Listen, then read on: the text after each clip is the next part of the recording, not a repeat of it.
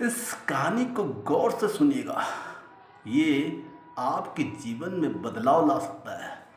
ये कहानी एक परिवार की जिसमें दो हस्बैंड वाइफ और चार उनके बच्चे हैं।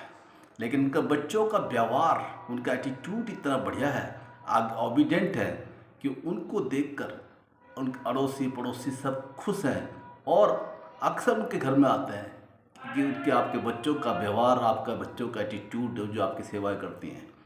तो इस बात पर जो उनकी वाइफ थी वो एक बात बोला करती थी कि भगवान जब भी हमें इस दुनिया से उठाए, हम लोगों को तकलीफ न दें, बिना परेशान करे ही दुनिया से विदा हो जाएं। इस पर उसका हस्बैंड बोलता था कि जब भी हम बीमार पड़ेंगे, बच्चे सेवा करेंगे। बच्चे होते काहे के लिए? सेवा करने के लिए होते हैं। ये उनकी बातें चलती रहती थी। अब बच्चे बड़े हुए, अच्छे उनकी पढ़ाइयाँ हुई, फिर लोग आए, फिर वही बात उन्होंने कि उसके घरवाले ने कहा कि भगवान जब भी उठाया हमें तो बिना तकलीफ़ दिए, बिना परेशान करे ही इस दुनिया से विदा हो जाए। इस पर उसका हस्बैंड कहता था बच्चे होते काहे के लिए हैं? दुख सुख में जब बीमार पड़ेंगे वो सेवा करने के लिए ही होते हैं। अब उन बच्चों की शादियाँ हो गई, उनके यहाँ बहुएँ आ गई। वो बहुएँ भी बहुत आज्ञाकारी थी, बहुत व्यवहारिक थी, बहुत सेवाएं करती थी। उनको देखकर फिर अड़ोसी पड़ोसी आए, फिर उन्होंने वही बात कही कि आपके तो बहुएँ भी बहुत बढ़िया हैं, लड़कों के साथ साथ बहुएँ भी आपकी बहुत बढ़िया हैं, आप कितनी किस्मत वाले हो।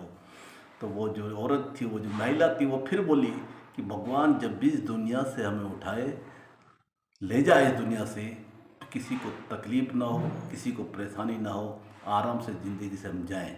इस वक्त का हस्बैंड बोलता था जब भी दुख तकलीफ़ होगी तो बच्चे सेवा करेंगे, बच्चे होते काहे के लिए हैं। अब 15-20 साल बाद जब वो बुजुर्ग हो गए, उनके बच्चे बड़े हो गए, तो वो जो महिला थी एक दिन बीमार पड़ गई और उस महिला ने बड़े आराम से, ना तो किसी को तकलीफ़ दी, ना किसी को परेशान करी, इस दुनिया से विदा हो गई। अब कुछ महीनों बाद उनका जो हस्बैंड था वो भी बीमार पड़ गया। अब वो जब बीमार पड़ा तो उसकी सेवाएं, क्योंकि जैसे वो बोलता था कि बच्चे होते सेवा करने के लिए है, तो ऐसा ही होता है। और बच्चों ने सेवा करी, बहुओं ने सेवा करी, लेकिन हो उल्टा रहा था। जितनी वो सेवा कर रहे थे उतने ही तकलीफ में वो व्यक्ति आ जाता था और यहाँ तक हो गया था, हेल्पलेस हो गया था। वो बिस्तर में ही यूरिन और मोशन करने लगा था। उनकी इस कंडीशंस को उनके बच्चे देख नहीं पा रहे थे। वो बड़े ही दुखी थे इस बात से कि हम कैसे अपने पिताजी की सेवा करें कि वो ठीक हो जाए।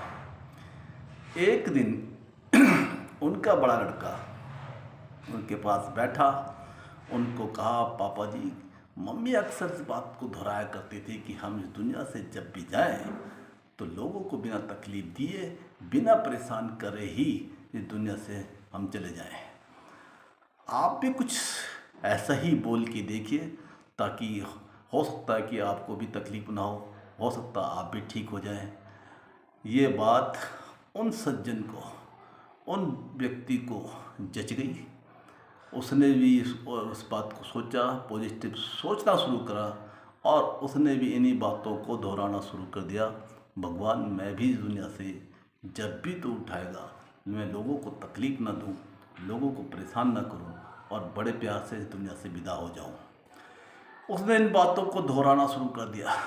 अब जब दोहराना शुरू कर दिया तो धीरे धीरे रिकवरी होनी शुरू हो गई। धीरे धीरे 2-3 महीने के अंदर वो पूर्ण रूप से ठीक भी हो गया। अब इस बात को दोहराया करता था रोज़। और फिर एक दिन ऐसा आया कि वो बड़े बिना तकलीफ़ दिए, बिना लोगों को परेशान करे ही इस दुनिया से विदा हो गया। दोस्तों, ये कहानी कहती है कि art of living, art of dying और आर्ट ऑफ सक्सेस। अगर आप, क्योंकि जो भी व्यक्ति इस दुनिया में आया है उसने इस दुनिया को छोड़ के जाना है, तो उस अफर्मेशन उनके भी काम आ सकती है, आपके भी और मेरे भी काम आ सकती है। इस अफर्मेशन को हम रख सकते हैं, बहुत काम की चीज़ है ये। दूसरा, जिस तरह की हम अपनी ज़िंदगी बनाना चाह रहे हैं उस तरह के पॉजिटिव थॉट अपने सबकॉन्शियस माइंड में डालते रहें, उन्हें दोहराते रहें और उसी तरह से आपकी लाइफ होती भी है। नमस्कार।